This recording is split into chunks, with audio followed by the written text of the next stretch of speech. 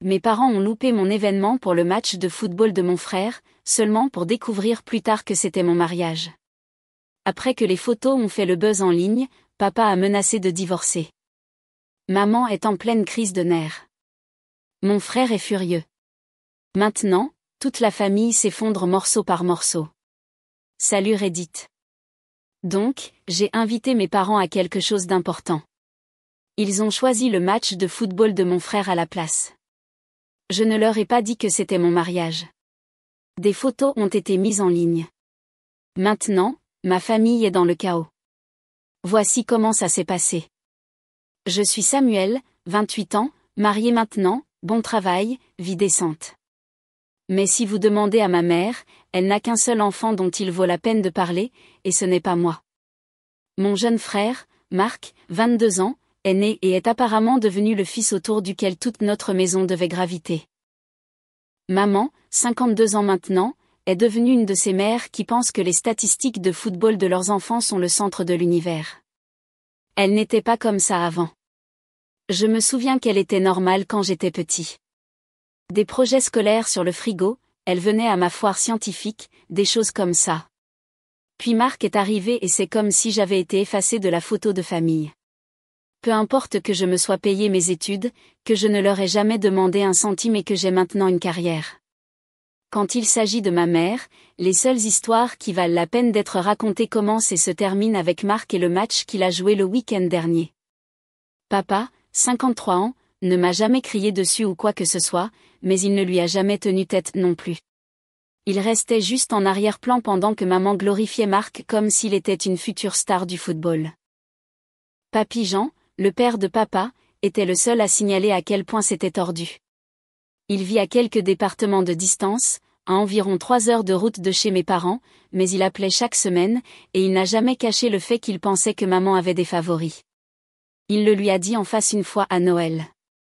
Maman ne lui a pas parlé pendant des mois après ça. Une chose qui me fait encore mal, mes grands-parents avaient créé un fonds pour mes études. Après un petit incendie domestique lors de ma 3e année de collège, maman a commencé à l'appeler un fonds d'urgence et a dit qu'il avait été utilisé pour les réparations.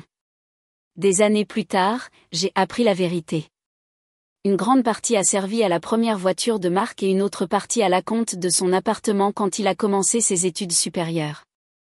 Je travaillais 2 emplois juste pour payer mon loyer à l'époque. Les gens me demandent pourquoi je n'ai pas coupé les ponts plus tôt. La vérité est que j'ai essayé pendant des années d'obtenir une sorte d'approbation. Je continuais à penser que si j'atteignais suffisamment d'étapes importantes, il se manifesterait. Ça n'est pas arrivé. Papy Jean était le seul à se montrer fier de moi.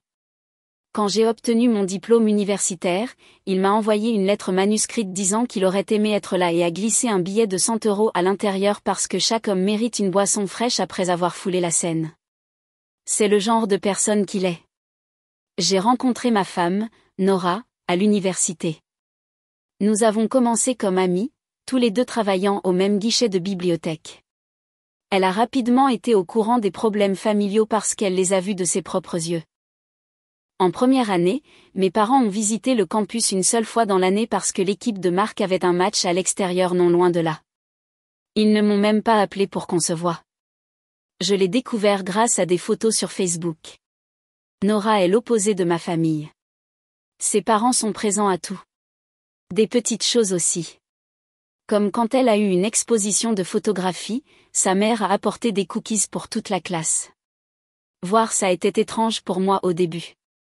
Bref, l'histoire commence vraiment l'année dernière après une bêtise que Marc a faite en ligne.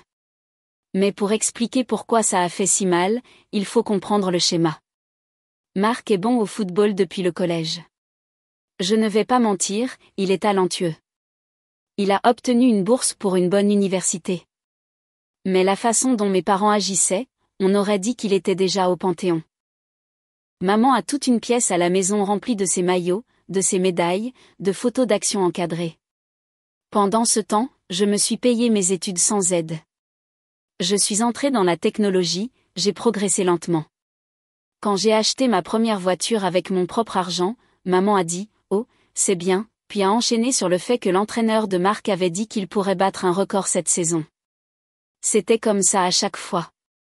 Papy Jean m'a dit une fois au téléphone, arrête d'essayer de battre ton frère pour être leur préféré. Construis ta propre chose. Un jour, ils remarqueront ce qu'ils ont manqué. Et à l'époque, je pensais qu'il essayait juste de me faire me sentir mieux. Il s'est avéré qu'il prédisait l'avenir sans le savoir. Parce qu'une nuit, il y a environ 1 an, Marc a posté quelque chose sur Instagram qui a déclenché une réaction en chaîne que personne d'entre nous n'avait vu venir. C'était une courte vidéo de lui à une fête, la musique à fond. Il tenait une boisson, riant avec ses coéquipiers. La légende disait, certains d'entre nous poursuivent de vrais objectifs. Certains d'entre nous restent juste derrière des bureaux à faire semblant d'être importants. Devinez lequel maman vante. Puis un tas d'émojis rieurs. Maman a aimé. Quelques tantes aussi. Une cousine m'a tagué avec un emoji œil. C'était la première fois que je sentais quelque chose craquer un peu. Pas de la colère exactement, juste ce sentiment comme si, d'accord, ils avaient clairement affiché le tableau des scores. Je n'ai pas commenté, je ne lui ai pas envoyé de message. Mais cette publication a mis en place tout ce qui s'est passé après, des choses qui ont fait que Marc, mes parents et la moitié de la famille élargie me regardaient très différemment qu'avant. Et tout a commencé parce qu'ils n'ont pas pris la peine de demander à quel événement je les avais invités. Le lendemain matin, quelques-uns de mes anciens camarades de classe m'avaient tagué en dessous avec des émojis rieurs. Certains m'ont écrit des choses comme « dur » ou « mince, mon pote », comme s'ils regardaient un combat au lieu de ma famille qui me traitait d'insignifiant. Maman a commenté « tellement fière de toi, champion », sous la publication de Marc, ce qui a été comme du sel supplémentaire sur la plaie. La publication n'a pas explosé en dehors de notre petit cercle, mais c'était suffisant. Des gens à qui je n'avais pas parlé depuis des années l'ont vu. Un ami du lycée m'a envoyé un message « Mec, ton frère est un salaud ». J'ai juste dit « Ouais », je n'avais pas envie d'en dire plus. Le fait est que ce n'était pas un comportement nouveau pour Marc. Il a toujours été comme ça. S'il ne me rabâchait pas des statistiques de football, c'était la voiture que maman lui avait achetée à 17 ans ou l'appartement qu'il l'avait aidé à obtenir près du campus. Il m'a dit une fois à Thanksgiving que je devrais viser plus haut que d'être moyen. Comme s'il me donnait des conseils de vie pendant que nos parents hochaient la tête. Je n'ai pas répondu en ligne parce que, honnêtement, qu'est-ce que j'allais dire ?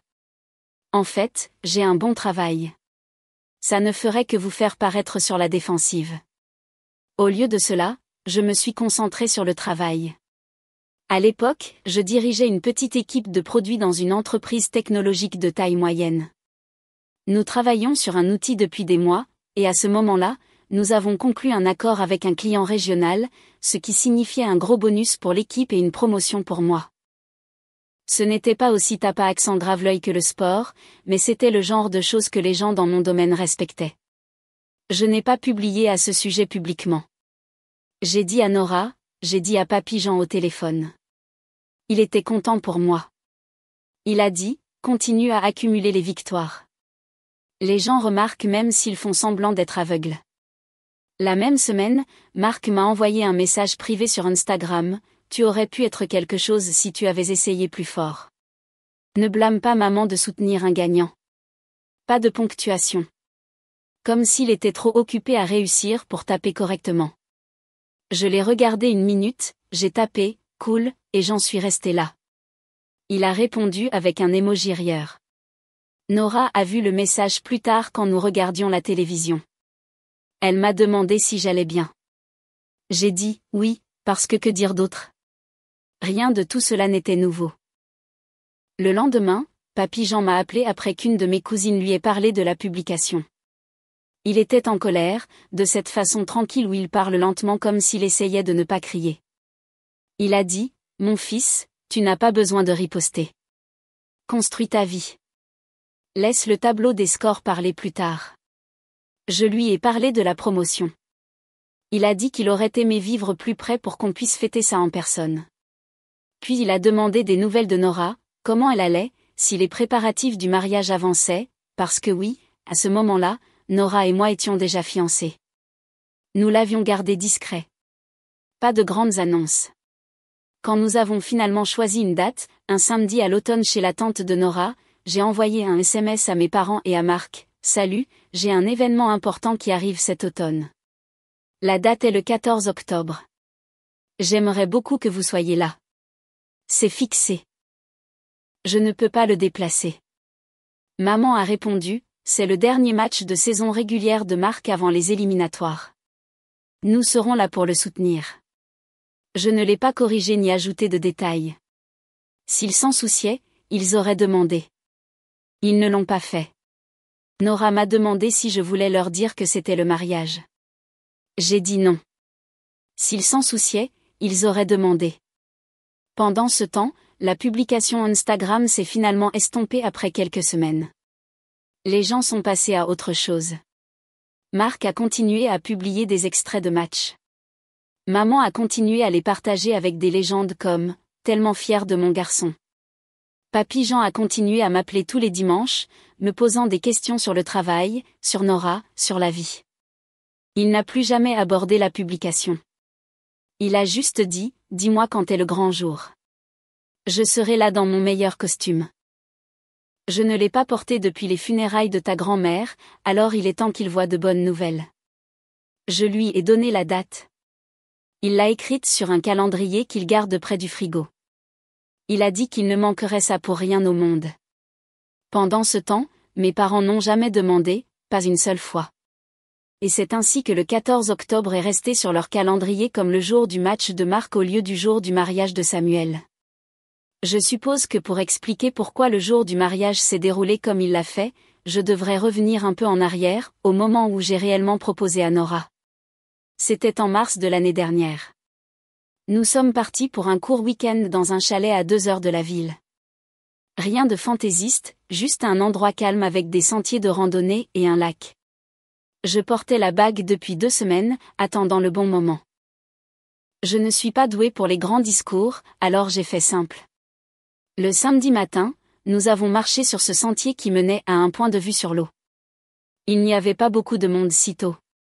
J'ai sorti la bague, j'ai réussi à dire quelque chose sur le fait de vouloir l'avoir avec moi à chaque chapitre de ma vie, et c'est tout. Mes mains tremblaient tellement que j'ai failli la laisser tomber. Elle a ri, a dit oui immédiatement, m'a serré si fort que j'ai perdu l'équilibre un instant. Pas de public, pas de caméra, juste nous et quelques oiseaux quelque part dans les arbres. Quand nous sommes rentrés à la maison, j'ai appelé pour dire que j'avais fait ma demande. Maman a dit « Oh, c'est bien », et a immédiatement enchaîné sur le tournoi de Marc hors saison. Papa a murmuré « Félicitations, mon fils ». Ce fut toute la réaction. Nora n'a rien dit à ce moment-là, mais plus tard, elle a demandé si c'était normal. J'ai dit « oui ». Pendant les quelques mois suivants, chaque fois que nous voyions mes parents, maman parlait de l'emploi du temps d'entraînement de Marc, de ses statistiques, de ses chances pour les éliminatoires. Pas une seule question sur nos projets. Vers l'été, j'ai découvert autre chose qui a tout cimenté pour moi. Un de mes cousins a mentionné que mes parents avaient payé le nouvel agent sportif de Marc et un camp d'entraînement avancé en dehors de l'État. Des trucs coûteux. J'ai demandé comment Marc pouvait se permettre tout ça. Et le cousin a dit « Oh, tes parents l'ont aidé. » Tu ne savais pas? Non, je ne savais pas. Apparemment, ils ont utilisé le peu qui restait de ce même fonds d'urgence dans lequel ils avaient puisé il y a des années, le fonds universitaire qui était censé m'aider pour mes études supérieures avant qu'il ne s'épuise. Je me souviens être resté assis un moment à laisser tout cela s'imprégner. Ce n'était même plus une question d'argent. C'était le schéma. Tout pour Marc. Des miettes pour moi, si tant est. Je ne me suis pas disputée avec eux. Je n'ai pas évoqué le sujet du tout. J'ai juste dit à Nora, nous n'allons pas attendre qu'il soit enthousiaste à propos de notre mariage. Nous allons le faire à notre manière. Nous avons choisi le 14 octobre parce que c'était le seul week-end où le lieu que possédait la tante de Nora était libre à l'automne. C'était un grand jardin avec des guirlandes lumineuses, de l'espace pour des tables, une petite piste de danse et une belle vue sur les collines derrière. Parfait pour ce que nous voulions. Simple, privé, rien d'énorme. Nous avons invité peut-être 60 personnes, des amis proches, une partie de la famille de Nora, mon papy Jean, quelques cousins avec qui je parlais réellement.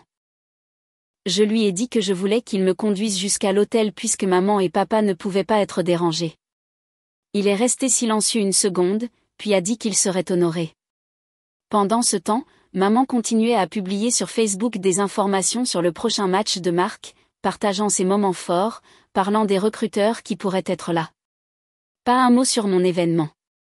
Papa n'a rien dit non plus. Il est resté silencieux comme toujours. En septembre, tout était prêt pour le mariage. Nora s'occupait des décorations avec sa tante. Je m'occupais de la liste des invités et de la nourriture. Mes parents n'ont jamais pris de mes nouvelles. Marc m'a envoyé un SMS fin septembre, « J'espère que ton truc se passera bien. » Maman a dit que c'est le même jour que mon match. Mauvais timing, lol. Je n'ai pas répondu. Avec le recul, c'est à ce moment-là que j'ai cessé d'attendre quoi que ce soit d'eux. Le 14 octobre de l'année dernière est arrivé rapidement. Nora et moi sommes restés chez sa tante la veille pour ne pas avoir à nous presser le matin. Elle et sa famille avaient été incroyables, aidant avec les décorations, organisant les chaises, installant les lumières. Au lever du soleil, le jardin avait l'air parfait. Ce n'était pas un mariage dans une grande salle de bal, mais ça semblait juste. Des guirlandes lumineuses traversant le jardin, des tables garnies de fleurs simples, une arche louée pour la cérémonie et une petite installation pour le DJ dans le coin. Le temps était frais mais clair. Les gens ont commencé à arriver vers midi. Mes amis de l'université sont venus de 3 départements différents. 2 cousins que je n'avais pas vus depuis des années ont fait 6 heures de route pour être là. Tout le monde me demandait si mes parents venaient. Je leur ai dit non. Ils avaient d'autres projets. Personne ne m'a pressé à ce moment-là. Papy Jean est arrivé dans son vieux costume sombre, très élégant. Il est allé droit vers moi, m'a serré dans ses bras et m'a tendu une petite boîte. Ta grand-mère voulait que ça soit transmis, a-t-il dit. À l'intérieur se trouvait son médaillon. Elle m'a dit de le donner à l'enfant qui se montrait présent pour les autres comme les gens se montraient présents pour lui. J'ai juste hoché la tête. Je ne me faisais pas confiance pour parler. La cérémonie a commencé à 14 heures. Papy Jean m'a conduit jusqu'à l'arche pendant que le père de Nora la conduisait. Notre amie Amandine a officié. Elle a le genre de voix qui rend tout officiel, même si elle lit principalement de la poésie lors de soirées à micro ouvert. Nous avons gardé les vœux courts. Aucun de nous ne voulait que ça traîne en longueur. Quand Amandine a dit que nous étions mariés, tout le monde a applaudi. Quelqu'un a fait éclater un tube à confetti et le DJ a joué une chanson que Nora aimait de l'université. Nous avons fait des photos juste après. Un photographe professionnel s'est occupé des prises de vue principales, mais les gens ont aussi pris les leurs. Mes cousins voulaient une grande photo de famille. C'est là que quelqu'un a de nouveau demandé où étaient mes parents. J'ai dit, Marc avait un match. Il ne pouvait pas venir. Quelques proches ont échangé des regards mais n'ont pas commenté. Papy Jean s'est penché vers moi à un moment donné et a dit, ils vont regretter ça. Le dîner était sous forme de buffet. Barbecue, pâtes, salade, rien de fantaisiste, mais en abondance. La tante de Nora connaissait un traiteur qui nous a fait une réduction, et les gens se sont servis une deuxième fois. Nous avons payé le mariage nous-mêmes. Pas de prêt, pas d'aide de mes parents, juste nous et la tante de Nora qui nous a fait une faveur pour l'espace. Pendant que les gens mangeaient, une des sœurs de mon père, tante Lynn, a pris quelques photos de la cérémonie et les a postées sur Facebook. Je n'y ai pas vraiment pensé à ce moment-là. Je n'étais pas sur mon téléphone de toute façon. Nous avions prévu de nous déconnecter complètement une fois la nuit terminée. Après le dîner, nous avons eu une petite première danse, puis nous avons ouvert la piste. Des enfants couraient en jouant hache près de la clôture. Les gens riaient, racontaient des histoires, sont restés tard. Ça ressemblait à ce que les mariages sont censés être. Des amis et de la famille réellement présents. Vers 21h, nous avons tout rangé. Les invités ont commencé à partir en groupe. Mes amis de l'université ont proposé d'aider à nettoyer, mais la tante de Nora leur a fait signe de non. Elle a dit qu'elle s'en occuperait le matin. Papy Jean nous a serrés tous les deux dans ses bras et a dit, « Je n'ai pas dansé depuis 20 ans. Je vais le payer demain, mais ça en valait la peine. » Nous lui avons promis de l'appeler une fois que nous serions rentrés de notre voyage. Le plan était simple. Nous partirions le lendemain matin pour une courte lune de miel. Pas de téléphone, pas de travail, juste une semaine de congé. Nous voulions tous les deux nous déconnecter complètement. Avant de me coucher, j'ai jeté un coup d'œil à mon téléphone une fois. Des dizaines de notifications déjà de la part de proches réagissant à la publication de Tante Lynn. Quelques messages de cousins disant des choses comme « La section commentaires de ta mère devient folle ». J'ai posé le téléphone face cachée et n'ai rien ouvert. Je me suis dit que ça pouvait attendre après le voyage. Le lendemain matin, nous avons chargé la voiture, dit au revoir à la tante de Nora et sommes partis. Ça faisait du bien de tout laisser derrière soi pendant un certain temps. Pas d'appel, pas de SMS, pas de drame pendant 7 jours d'affilée. Juste nous, quelques sentiers de randonnée, quelques petites villes que nous n'avions jamais visitées, et des soirées tranquilles. Je ne le savais pas encore, mais pendant notre absence, cette publication Facebook se propageait dans toute la communauté de nos parents. Des gens qu'ils connaissaient depuis des décennies la partageaient, la commentaient, demandant pourquoi ils n'étaient pas au mariage de leur propre fils. Au moment où nous sommes rentrés à la maison, les choses avaient complètement explosé. Quand Nora et moi sommes rentrés une semaine plus tard, j'ai allumé mon téléphone pour la première fois depuis le mariage. Il a à peine chargé avant que les notifications ne commencent à arriver sans arrêt. Appels manqués, SMS, messages vocaux, tags sur Facebook, des dizaines d'entre eux. Au début, j'ai pensé que quelque chose de grave s'était passé, comme un accident. Mais ensuite j'ai ouvert Messenger et j'ai vu un mur de messages concernant la publication du mariage de Tante Lynn.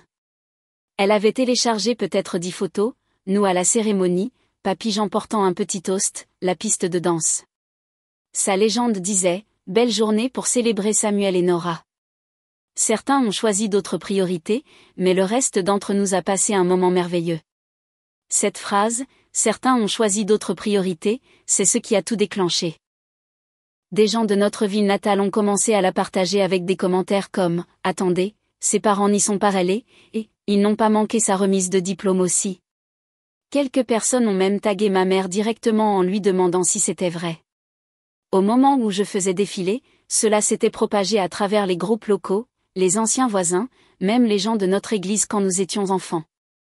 Ce n'était pas viral comme des millions d'étrangers le voyant. Mais dans la communauté de nos parents, tout le monde savait. Sous les photos de ma tante, maman a commenté « Il ne nous a jamais dit que c'était un mariage ». Les gens ont immédiatement fait remarquer qu'elle n'avait pas demandé. C'était tout le problème. Réduit à un fil de discussion. Pendant ce temps, ma boîte de réception était pleine de messages de maman, allant de la colère à la supplication. Les premiers étaient de la pure rage. « Comment oses-tu nous humilier comme ça ? Puis, ta tante n'avait pas le droit de publier ça. Et le meilleur, tu aurais dû nous dire que c'était ton mariage. » Comme si ce n'était pas elle qui ignorait mon SMS pendant des mois. Après quelques heures, le ton a changé. « S'il te plaît, appelle-moi. Il faut qu'on parle. » Puis, les gens n'arrêtent pas de m'envoyer des messages. Je ne peux pas dormir. Et enfin, ça déchire notre famille. Marc a envoyé son propre lot de SMS plein d'attitude comme toujours. Vraiment classe, mon frère. Puis, tu as fait passer maman pour la méchante exprès. Il a même ajouté, tu es pathétique d'avoir caché ton mariage comme ça. Comme si j'étais le méchant ici. Je n'ai répondu à aucun d'eux. Le vrai coup est venu de Papy Jean. Pendant que nous étions partis, il a fait 3 heures de route pour rendre visite à mes parents en personne. Il les a assis dans leur propre salon et a dit à mon père qu'il avait honte de lui d'avoir laissé faire ça. Mon cousin qui habite à proximité a dit que Papy n'avait pas crié, mais ses mots avaient porté un coup dur. Il a dit à papa, « Tu as laissé cette femme mener cette maison à sa perte pendant que ton fils apprenait à ne plus rien attendre de toi. » Selon mon cousin, papa est resté assis, pâle, comme si quelqu'un l'avait débranché. Après le départ de Papy, papa m'a appelé. J'ai laissé aller au répondeur parce que nous étions encore en train de déballer. Il a laissé un message disant qu'il était désolé, qu'il se sentait mal d'avoir manqué le mariage, qu'il savait qu'il avait échoué en tant que père. Il a dit qu'il avait dit à maman que les choses allaient changer ou qu'il en avait fini. Ça m'a surpris. Mon père a été silencieux toute ma vie. Entendre qu'il avait enfin tapé du poing sur la table m'a semblé étrange. Maman a continué à envoyer des messages, cependant. Après les messages de colère sont venues les culpabilisations. Elle a écrit des choses comme « Je suis ta mère.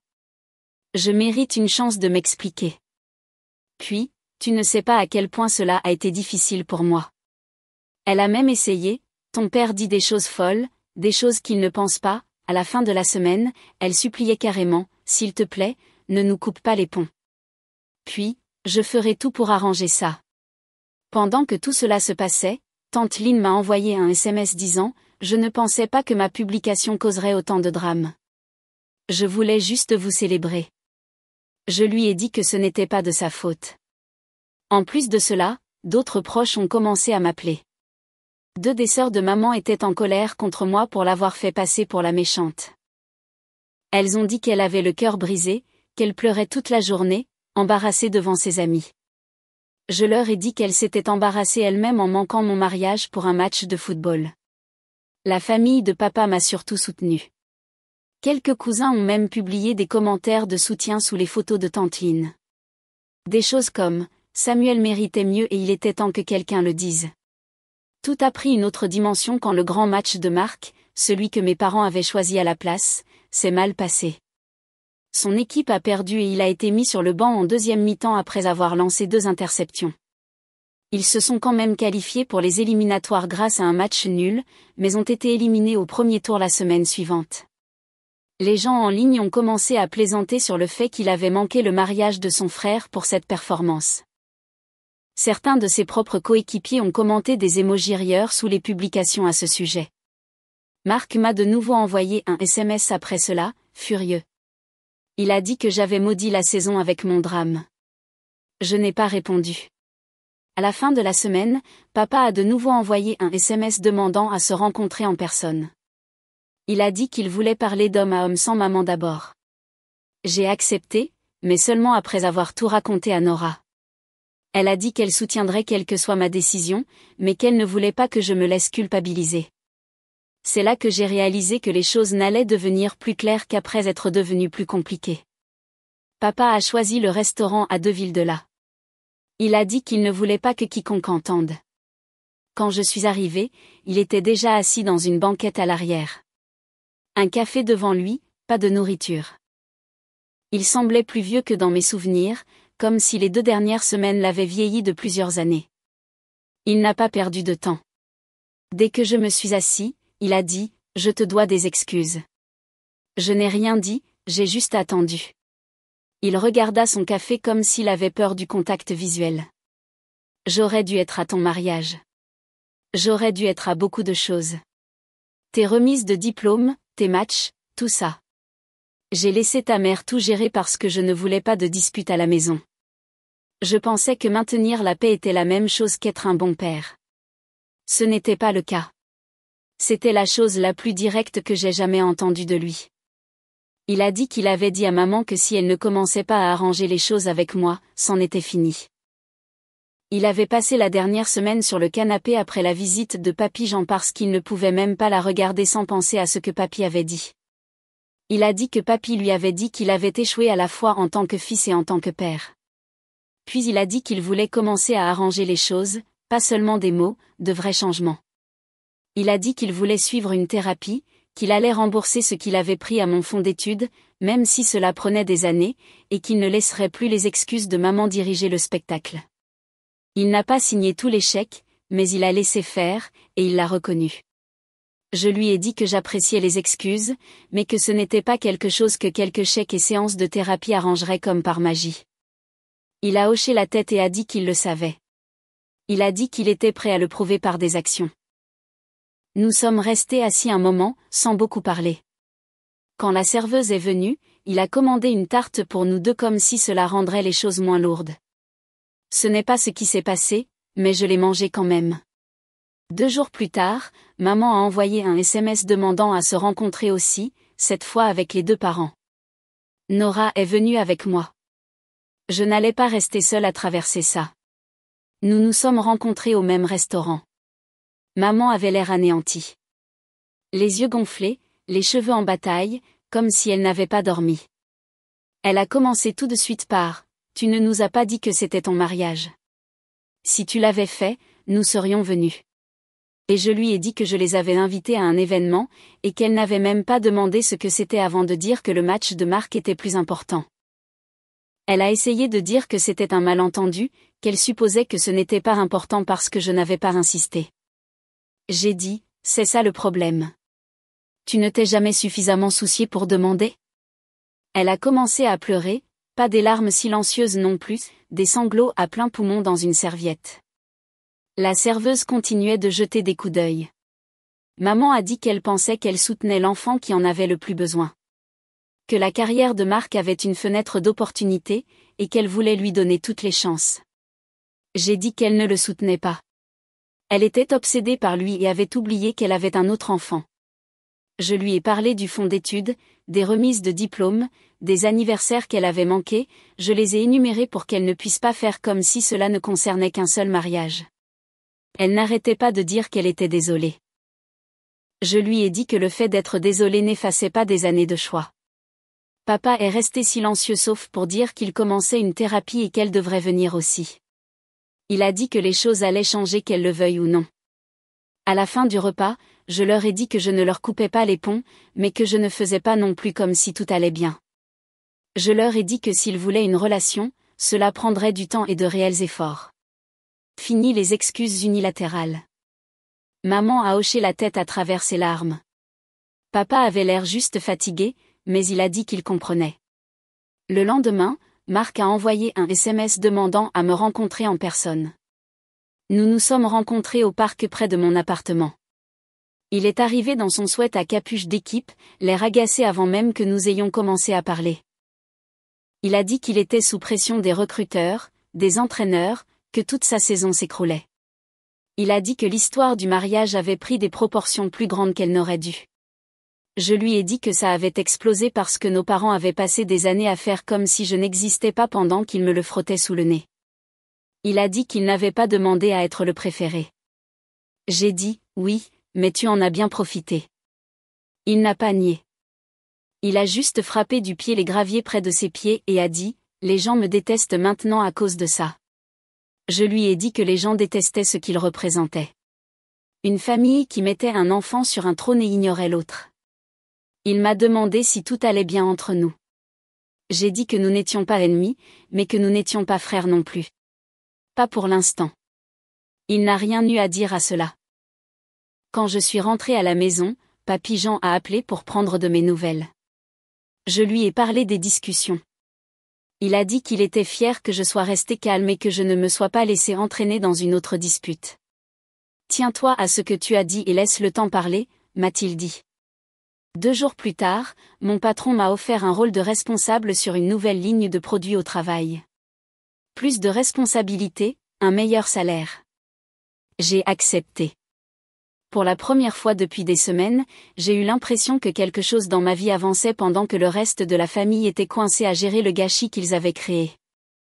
En hiver, les choses s'étaient calmées, du moins de mon côté. Nora et moi avons déménagé dans un appartement plus grand, plus proche du travail, et j'ai commencé mon nouveau rôle de responsable de l'équipe produit. Le salaire supplémentaire signifiait que nous pouvions enfin commencer à économiser pour une maison au lieu d'en parler seulement.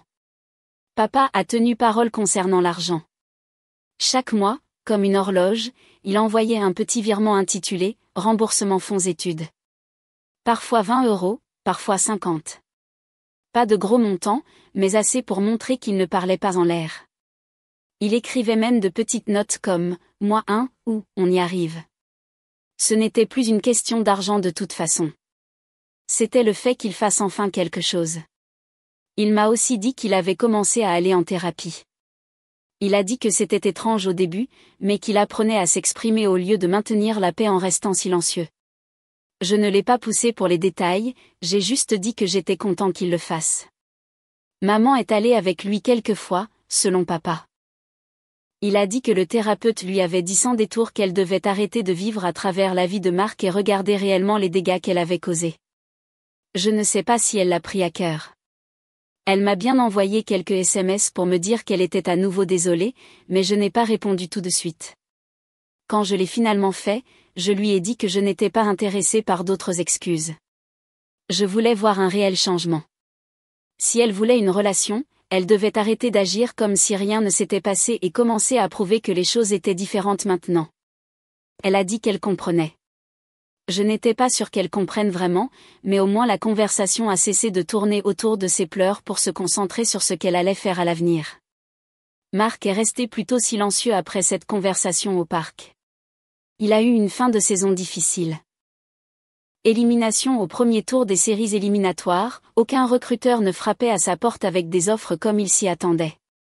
Il a moins publié en ligne aussi, probablement fatigué que les gens lui fassent des commentaires sur le fait qu'il ait manqué mon mariage et qu'il ait perdu le match de toute façon. Il m'a envoyé un SMS une fois en décembre disant que les gens le considéraient toujours comme le méchant de la famille. Je lui ai dit que c'était parce qu'il s'était comporté comme tel pendant des années. Il a dit que ce n'était pas juste. Je lui ai dit que ce qui aurait été juste, c'est que j'ai des parents qui se soucient de plus que de ces statistiques de football. Il n'a pas répondu après ça.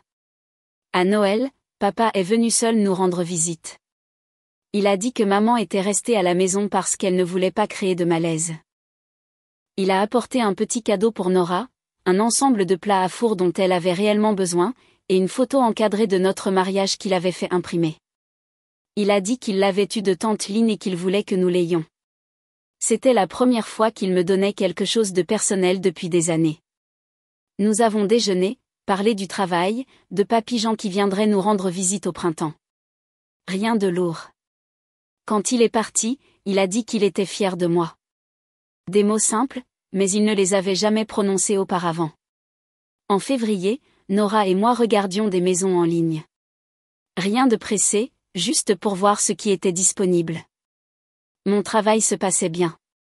Elle obtenait plus de clients pour ses photos et la vie nous semblait enfin nous appartenir au lieu d'être liée aux drames familiaux. Papy Jean est venu nous voir en mars. Nous l'avons emmené dans un grand parc avec des sentiers de randonnée et un lac. Il utilisait une canne maintenant, mais insistait pour marcher aussi loin qu'il le pouvait. Il a dit que ça faisait du bien de respirer l'air frais après l'hiver. Il m'a dit qu'il était fier de la façon dont j'avais géré tout ça. Il a dit que la plupart des gens soit explosent, soit coupent complètement les ponts, mais que j'avais tracé des limites et que je m'y étais tenue. Il a dit que cela demandait plus de force que de crier. Nous nous sommes assis sur un banc à regarder l'eau. Il m'a raconté une fois quand il était plus jeune et qu'il avait enfin tenu tête à son propre père à propos de quelque chose. Il a dit que ça n'avait pas tout arrangé du jour au lendemain, mais que ça avait changé la façon dont les gens le traitaient à partir de ce moment-là. En rentrant, j'ai pensé à quel point les choses étaient différentes maintenant. Pas parfaite, mais calme. Pas de drame quotidien, pas de SMS constant exigeant de l'attention, pas de dispute à propos de Marc, juste ma vie qui avançait. Une semaine plus tard, j'ai posté une photo du mariage sur ma propre page. Rien de dramatique, juste moi, Nora et papy Jean debout sous les lumières dans le jardin. Ma légende disait, je vais bien. J'ai construit ma propre vie avec des gens qui se montrent présents. C'était tout. Pas de hashtag, pas de longue explication, pas de commentaires autorisés. Après cela, j'ai rangé mon téléphone, me suis assis sur le canapé avec Nora et papy, et j'ai regardé le soleil se coucher à travers la fenêtre. Pour la première fois depuis des années, j'avais l'impression que tout était enfin à sa place. YouTube vient de lancer cette nouvelle fonctionnalité de hype. Si vous êtes captivé par cette histoire, appuyez sur ce bouton de hype. Cela indique à YouTube que cette vidéo mérite de faire le buzz, et cela permet de continuer à recevoir des histoires encore plus folles.